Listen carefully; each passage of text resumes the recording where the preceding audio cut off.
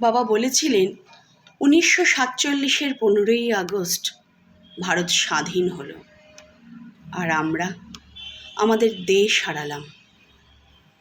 স্পষ্ট মনে পড়ে বাবার অপমানিত মুখ আর ধরা ধরা গলা।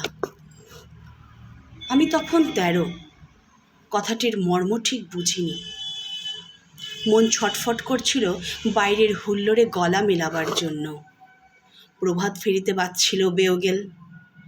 পাশের বস্তিতে ছেলেমেয়েরা চেঁচামেচি করছিল কি নিয়ে কে জানে। মহাত্মা গান্ধী এই শহরেরই কোথাও খাটিয়ায় শুয়ে আছেন। কে যেন বলেছিলেন তিনি কাঁদছেন খুব।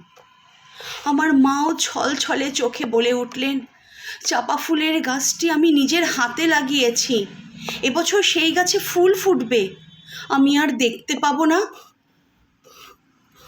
লাহোর না এলাহাবাদ কোন শহরে যেন হোটেলের ঘরে বসে গরমে ঘামতে ঘামতে র্যাডক্লিফ নামে এক ইংরেজ সৈনিক কাটাকুটি খেলছিলেন ভারতের মানচিত্র নিয়ে। তিনি আমার মায়ের চাপা ফুল গাছের কথা কিছুই জানেন না। ঝড় উড়ে যাবার মতন এক একটা গ্রাম চলে গেছে সীমান্তের এপারে ওপারে। কারোর রান্নাঘর গিয়ে পড়ল নতুন দেশে, কোনো গৃহস্থের গোয়াল ঘর রয়ে গেল পুরনো রাজ্যে। অনেক নদীও দুভাগে ভাগ হয়ে গেল। লক্ষ লক্ষ মানুষের জীবন তছনছ করে হয়ে গেল স্বাধীনতার মূল্য দিতে গিয়ে।